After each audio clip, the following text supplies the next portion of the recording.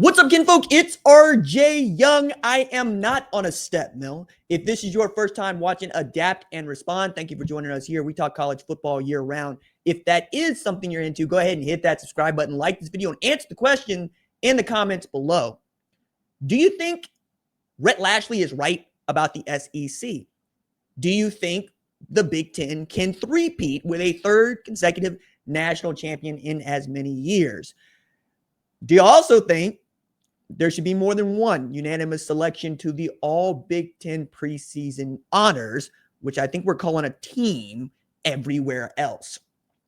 I find this to be a rather fascinating time in college football. I find this to be a really fun time in college football, as we have so much movement and we have so many things going on, and nobody seems to agree on any of it. It's going to get sorted out because it has to get sorted out.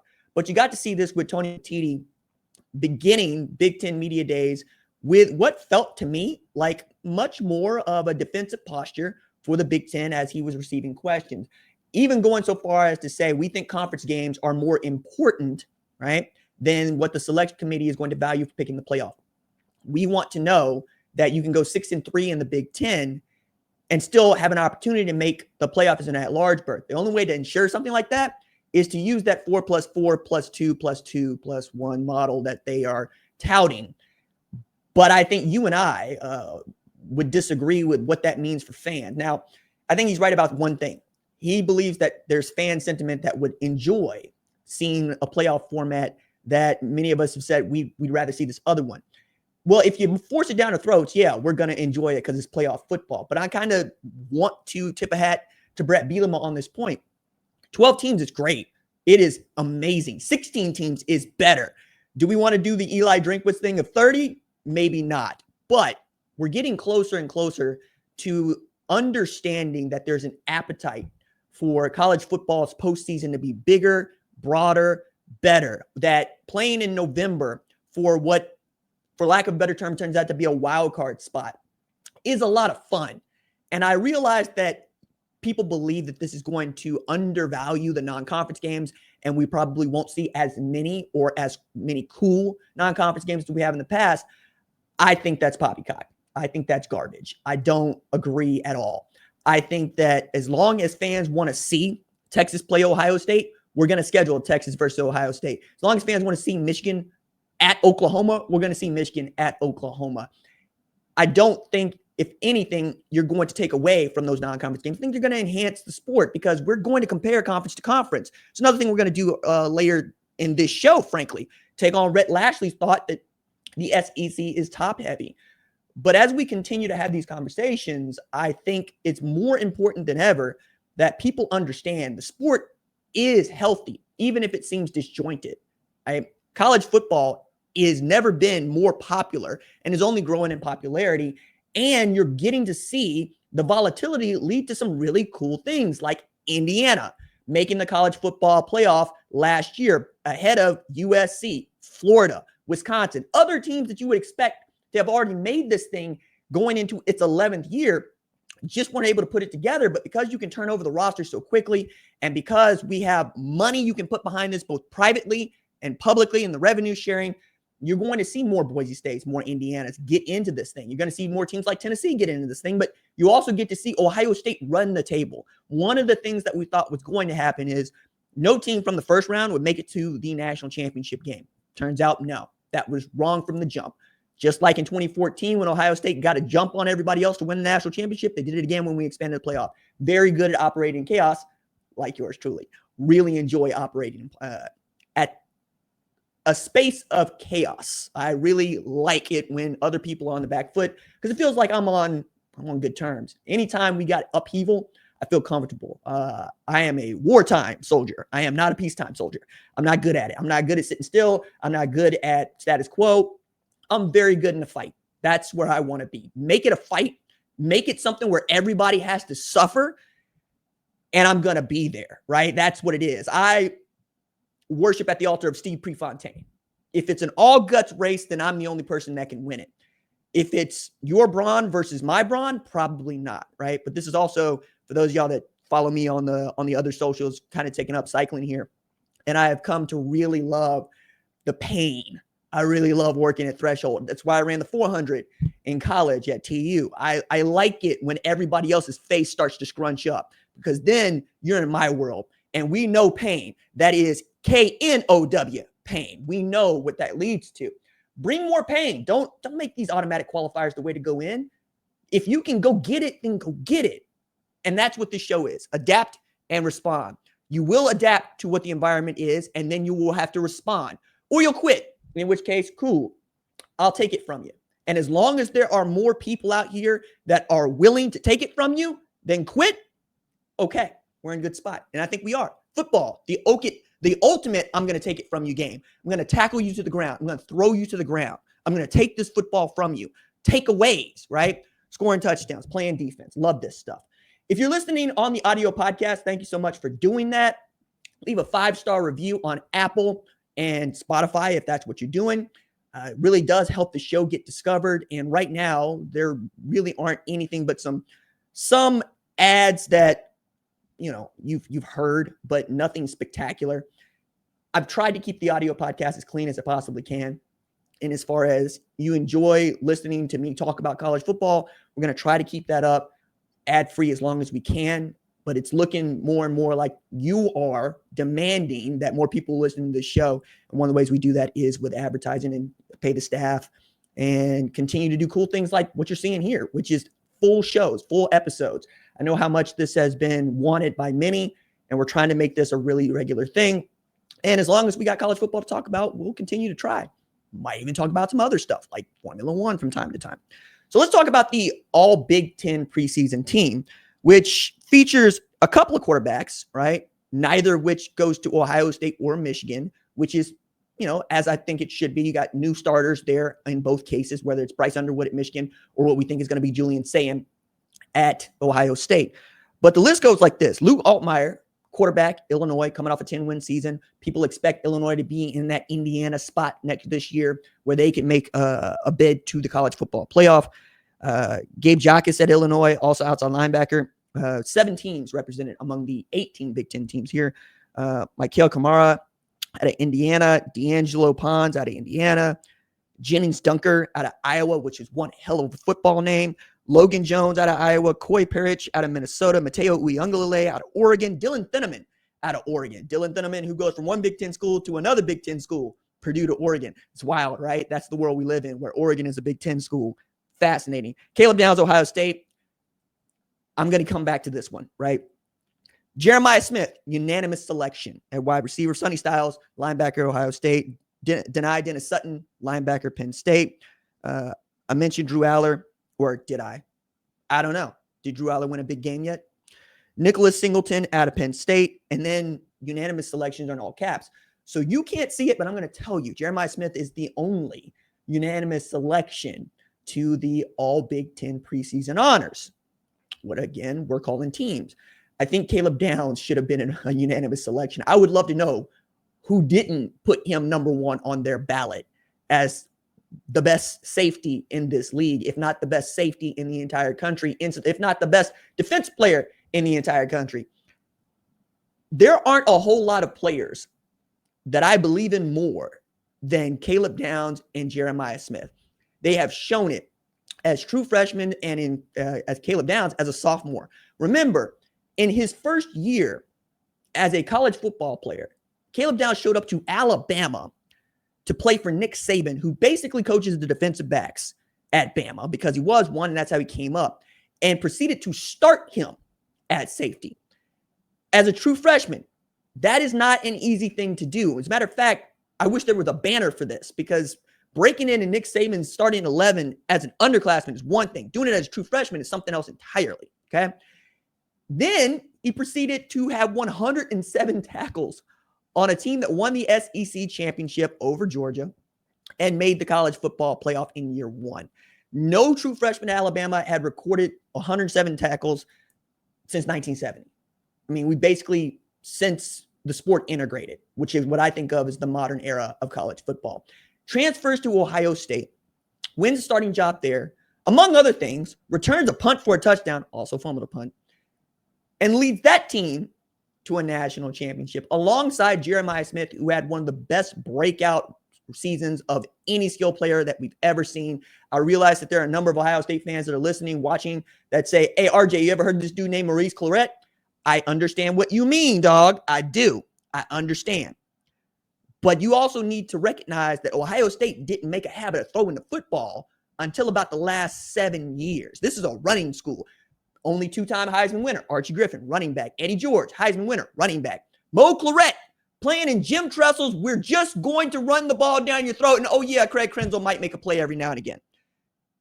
Then you get to this present era where Brian Hartline had built out a kind of wide receiving core that puts Garrett Wilson and Chris Olave into the NFL first round. The first rounders at wide receiver at Ohio State since 2007. Talk about Ted Ginn Jr. and Anthony Gonzalez. Anthony Gonzalez is a politician now, guys. Like, that's how long ago that was, and keeps doing it. Marvin Harrison Jr., Jackson Smith and Jigba. We keep going down the line here. You set the groundwork for a guy like Jeremiah Smith to show up and play right away. And then, as many people are fond of pointing out, first pass that is thrown his way, his first target, he drops it. All right, now do the rest of the season. They saw it, right? That's why he's the unanimous selection to this Big Ten team. That dude put this team on his back against Tennessee, against Oregon, forced Texas to throw bracket coverage at him, watch Carnell Tate run wild, and then the last play of the season, he catches the game-winning for him, right? Last play of the season for him. Game-winning touchdown, more than 50 yards. Will Howard said, I'm going to throw it up to 4 because we got him and you do not, and that's what it's going to be, what it is. I think between Caleb Downs and Jeremiah Smith, you got two of the best college football players in the country, let alone in the Big Ten. So I would like to see Caleb Downs have been a unanimous selection here, but it's preseason. We haven't played games. It's still July. We're going to figure out what the 2025 Ohio State Buckeyes are made of in, just over a month's time. By the way, I'm going to point it out again. Today is July 22nd, and that's Tuesday. I turned 38 in 9 days, and I am excited about it. Got the white coming into the beard, single, no kids. I'm about to have a real good time this weekend. We're also about to have a really good time talking about this Ohio State 2025 version and whether or not it can be in the conversation for winning a national championship and or make it a third consecutive for the Big Ten. But first, we're going to take a break.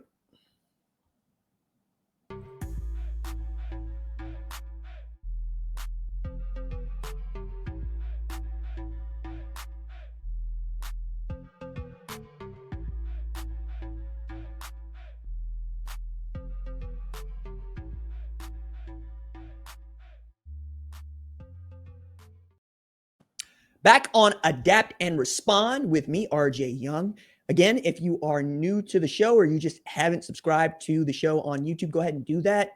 And subscribe to the show on Apple and Spotify, where you can listen to it on your commute to work. If you're riding a bike, you're taking the train, or you driving into work, I hope you're having a really great day. This is the first day of Big Ten Media Days. And because it's the first day of Big Ten Media Days, I wanted to ask this question in earnest. Do we think the Big Ten can three-peat as national champs for the first time since we started adopting this thing called, playing for a national championship with the BCS, the college football playoff, so forth? Because I think it can. Now, I'm going to go ahead and point out the SEC has kind of made this a habit, right? Because you think about what they've been able to do. I mean, I think about 2020, 2021, 2022, Alabama, Georgia, right? Or you could even go 4 in a row, 2019, 2020, 2021, 2022. LSU, Alabama, Georgia, which kind of is getting to the Rhett Lashlee point that I'm going to make here a little bit later on in the show. But as I see it, I was asking this question. How many teams from the Big Ten do we believe can really win the whole damn thing? And that is not just make the playoff, that is make it to the national championship game and win it. Along with the other Power 4 conferences, how many teams do they have that we believe can go win the national championship right now? So let's go ahead and start with the Big 12 and say 0. Because you're looking at the Big 12, you see great football, you see outstanding tradition, You also do not see a clear-cut favorite to make the college football playoff, which is to say win the Big 12 championship. And you certainly don't see one that could probably go up against these other teams and be expected to run the gauntlet. That is at least 3 games against the best competition you're going to face all year to win the national championship in January. I realize that there are people that believe that this is the year for Oklahoma State, Kansas State, Iowa State, Colorado, Texas Christian. And some of those teams have gotten close. Notably, Texas Christian makes it all the way to the national title game and then gets outclassed by that 2022 Georgia team, which beat them 65-7. Baylor feels like a comer, right? Texas Tech feels like a comer, but Arizona State, the defending Big 12 champion, they feel like a comer, but nobody in that league feels like the team that can go win that conference's first national championship since 2005. Like, that's how long ago it has been. And it's not as if the Big 12 has gotten stronger at the top. It's gotten stronger through the middle at the bottom. And that is not helping as much as we thought it would. And that's why Brett Yormark is stomping on the table for 5+11. And the Big Ten, the SEC are saying tough titty, we don't care. So if I look at the ACC, I'm really talking about one team, right? I'm talking about Clemson because they've already shown that they can do it. They have won the national championship with Dabo Swinney. He is the best head coach in that conference and one of the best head coaches in the sport. After him, you really got to start talking about teams like Miami, right? Mario Cristobal has shown that he can make a team 10 wins. He can get a team to a New Year's Six bowl game, but something's going to get in the way. Either their ball security or his coaching acumen, depending on how you want to look at this. With Carson Beck at quarterback, do you feel like Miami can make a run at the national championship? Not particularly, right? I think they could win the conference championship, but if Clemson is there at the end like they were last year, they've shown they can outclass you. And they did that against Southern Methodist, right, in the the ACC championship game. I also really enjoy Cade Klubnik on one side and Peter Woods on the other. Like, those are two of the better players in all of college football, and they're certainly capable of leading that team to a national championship. There's a lot of Trevor Lawrence in Cade Klubnik's game. It's not Trevor Lawrence, but he's very, very good at playing this thing called quarterback. Florida State, we don't know if they're coming or going. Georgia Tech is decent. Syracuse is decent. North Carolina, we don't know if they're coming or going. North Carolina State's going to be 7-8 wins. Virginia sucks. Like, I just don't see it past Clemson. I would love for somebody to put up a really good argument, like maybe Duke gets through November and we're talking about them being 8-0, 9-0, maybe having a shot at this thing, but nobody believes that even an undefeated Duke going into the college football playoff is going to win you the national championship against these other teams that make up the SEC and the Big Ten. So let's talk about the SEC. How many teams do we think can make and win the national championship? Right now, Georgia has to factor into everybody's calculus because Georgia has demonstrated, hey, we can do this our way. We will run the football down your throat. We will play great defense, and we will be unbeatable at home, okay? I also think they benefit from the SEC championship game being played in Atlanta, right, which is a de facto home game for them. They play at Sanford, where they have not lost, by the way, since October 2019. It's a team that doesn't need a 1,000-yard receiver. It's a team that doesn't need a 1,000-yard rusher. It is a team that platoons on defense like you read about. So everybody's fresh at the end. You have to factor Georgia into any national championship conversation. They have earned that. I wrote this column last week. The SEC belongs to Georgia until somebody can take it from them. Okay. I don't care that Alabama beat them in September last year. Who was playing in December? Who was playing for the championship in December? It was Georgia. The other team was Texas. Team that just hasn't been able to get past Georgia. And that's going to be the real tell this year. They get a tough game at Ohio State. Okay. It's going to be a new Ohio State team, a very talented Ohio State team. Will it be the one that looks like the one we had last year in 2024? Not even a little bit, but we'll talk about them here in a bit. What I mean by that is Texas, they can beat that team, but we're going to judge them by, do you roll into Sanford and do you go get a W? Because that has been a fortress, again, for the past 6 years, and you are 0-2 in your last 2 opportunities to play against this team. One of them with the backup quarterback coming in late in the game. Still couldn't do much with that. Now, we expect Texas to look a lot like 2024 Ohio State. They're seasoned. They got a lot of guys coming back that you know about. They have managed to keep the core of their coaching staff intact, and they got a really talented guy playing quarterback. They can get C.J. Baxter back from injury, hasn't carried a football in earnest since the Washington game in 2023. We're going to see this team be good, right? Be seasoned, be ready to play. That's why you give them the benefit of the doubt. That's also why you think perhaps they can win the national championship. They're deep enough. They're strong enough. It's do they have the maturity and experience enough to go beat a team like Georgia to win it all, right?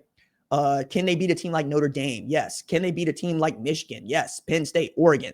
These are the answers. Yes. Teams we're not so sure about: LSU, Alabama, Florida, Ole Miss. Keep going down here, right? I think that with LSU, you show me that Harold Perkins and Whit Weeks are leading a defense that is mauling people. Yeah, all right, we can have that conversation because I know the offense is going to put up points with Garrett Nussmeier, Barry Browning, Nick Anderson. They're going to be fast on the outside. Caden Durham's going to be outstanding to run the ball. I don't know what Alabama's going to be. I hope that Ryan Grubb makes them better offensively. We'll see if Ty Simpson is better at taking care of the football than Jalen Milroe, but he won't be as dynamic when the play breaks down. Okay? I think that we talk about Florida, it's DJ Lagway or bust. If DJ Lagway is playing at a Heisman level for 10 weeks, we'll begin to talk about them because they are experienced. They have the kind of experience that Texas had. They had to. They had a lot of guys get injured, a lot of guys get hurt, a lot of guys have stepped up in the back end. And when DJ has started and finished the game for Florida, they have won every single game. They're just 6-1. Their one loss is Georgia, a game that they probably would have won if he didn't go down with the hammy injury. Now, he's had his injuries, and he's right now in the same bucket as Quinn Ewers for me. You got to show me you can play a full year healthily before I start talking about you as a team that could play for the national championship. So we're just not sure. Ole Miss, they got a new signal caller in Austin Simmons, who seems to be very talented. Led a 75-yard scoring drive in Jackson Dart's absence against Georgia. Do you see how all roads run through Georgia? I'm showing you once again that it begins and ends with Sanford. If you can't beat Georgia, or if you played well against Georgia, we tend to think that you have what it takes to not just win in the SEC, but win at a high level. It's one of the reasons I really want to see South Carolina and Georgia play. Same thing is true of a Tennessee. Just don't know what they got in Joey Aguilar. A lot of variables, a lot of new faces, a lot of new ideas having to come into what is going to be a straight seeded college football playoff for the first time with 12 teams. And then last, let's talk about the Big Ten. Big Ten, I think you got 3 teams that most people believe got a shot here. I'm only going to talk about one of them actually being able to do this, okay? People believe Penn State is the best team in the Big Ten. I think they're wrong about that. Oregon is the defending Big Ten champion. They're in very much that spot of we still have to show we can win the whole damn thing. We got to get to the game and win it, right? Dan Lanning has been building a monster. They're 25-3 over the last 2 years. Since Will Stein has taken over calling the plays, they've been outstanding. They just can't seem to win the bowl game that matters for them to get into win the bowl game, right, against Ohio State to get into that semifinal. And then before that, we got to talk about them winning the conference championship in the Pac-12, winning the conference championship. They didn't win the conference championship in the Pac-12. That beat Kalen DeBoer. Winning the conference championship in the Big Ten over a Penn State team that felt like it was in a game that it shouldn't have been in with Drew Aller, but you drag that team in the deep water, you win. Then you get shafted by the seeding structure, I think, right? The idea that you got to play Ohio State out the box, and even in the Rose Bowl, it just kind of diabolical when you think about it, because that's how the seeding worked out. Because you had to put Arizona State in that game against Texas, and you had to put Boise State in that game against Penn State. Say nothing of Southern Methodist being there. Ohio State right now feels like your best opportunity to three-peat. They are talented enough, they have backing enough, and they have a team of players that have been to the mountaintop and know how to get there and know what it is to play with their backs against the wall. They dug deep, they found a way. Penn State hasn't beaten more than one top 5 team in its last 16 opportunities with James Franklin as head coach, and they are 0-7 combined the last 7 times that they played Ohio State and Michigan, the 2 teams that have won the national championship the last couple of years. But a third national championship for this conference really does put them into the spot of taking away this moniker of the best team, or the best league in the sport. Greg Sankey gets to say that. You count the championships. You count the teams that they get in there. Nobody's made more appearances in the college football playoff than the SEC. No team has made more college football playoffs appearances than Alabama, albeit in the Nick Saban era. And Alabama has 3 college football playoff national championships, right? That's 3 for Alabama. That's 3 for the Big Ten so far, right? Trying to get a 4th here and a 3rd straight. I need to see Penn State get to a top 5 opponent and win. And I need to see them do it with Drew Aller at quarterback. Okay. Till then, I don't want to talk about it. I'm really not going to crown a team that hasn't beaten anybody, which is really the argument that Rhett Lashlee is given about the SEC. And I want to unpack that and talk about just how right or wrong he is. But first, I'm going to take a break.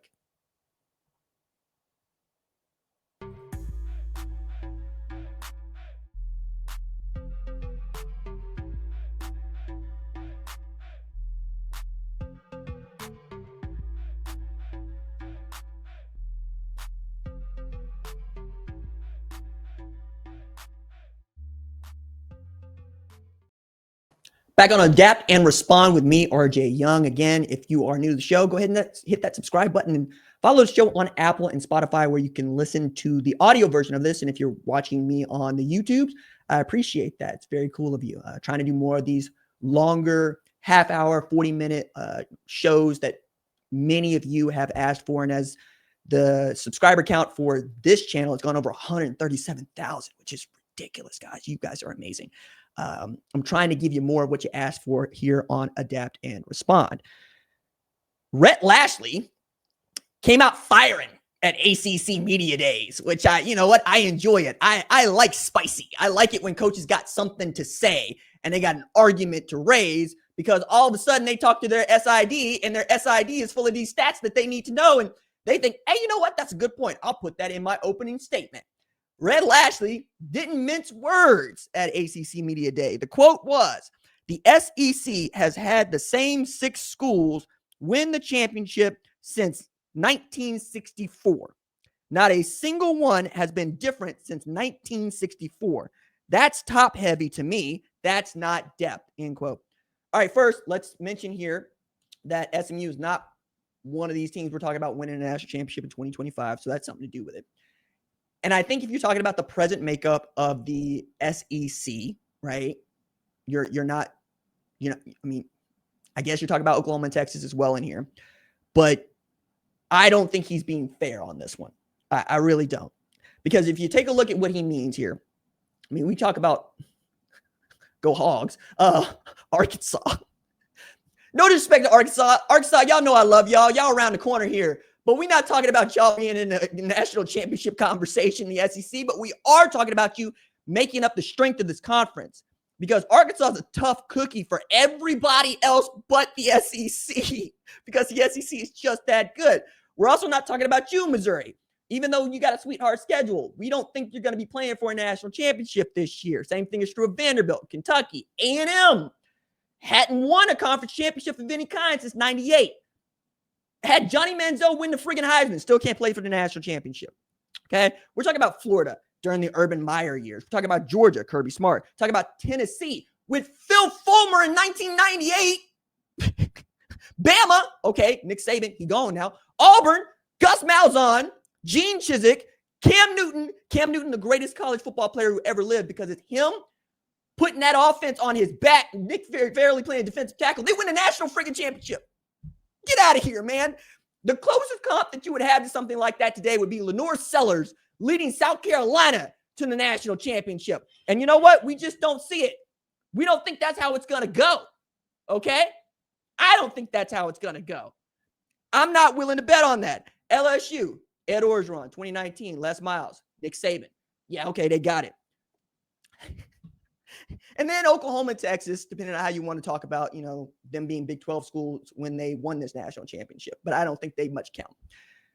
And then you take a look around. Look at the Big Ten, who has had, let's just start with Ohio State, Michigan, last 2, right?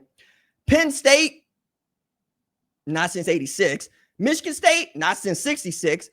SC, it's a Pac-12 school, but okay. Nebraska, Big 8 school, but okay. Washington, Pac-10 school, ain't won it since the 1990s.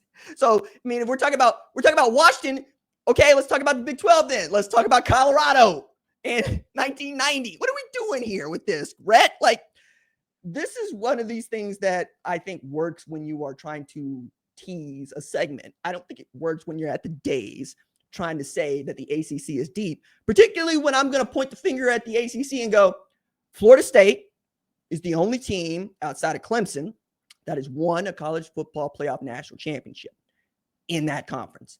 Then you got to take it back to Miami. But it ain't Mario Cristobal's Miami. It's Ed Reed's Miami. It's Ken Dorsey's Miami. It's Larry Coker's Miami. All right? It's a different kind of you back then. It's a you that you feared.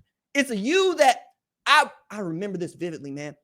So many people want to talk about how much I like Ohio State on this show. It's really, I like Ohio State fans. But in 2002, I wasn't no Ohio State fan. I was a fan of Miami. I wanted Miami to win that damn thing. I wanted it in the worst friggin' way. Because that 0-1 team meant the world to me. I was living in Florida at the time, too. I was living in Panama City. So you were watching Florida State. You were watching Miami. That's what you were doing. I didn't really watch SEC football because SEC football wasn't that good. It was 3 yards in a cloud of dust. I mean, when I got to see Steve Spurrier's fun and gun, it was cool. But outside of that, no. It just wasn't that much fun. There was nothing fun about Alabama. There was nothing fun about Georgia. You're just watching teams clash against each other. When you're a child, you want to see people throw the ball all over the yard, and you want to see deliciously savage hits. I didn't know what targeting was then. Nobody knew what targeting was then. We just knew that there was a safety out there that was looking to decapitate somebody, and there was a linebacker out there who was trying to make sure that you couldn't walk the next day. Yeah, that was my football, okay? I love that. That ain't the football we got today, dog. That ain't what it is. That ain't what it is. I tend to think if you're looking at this, the way that Rhett Lashlee's looking at this, you're trying to say, we like brand names. That's what you're saying.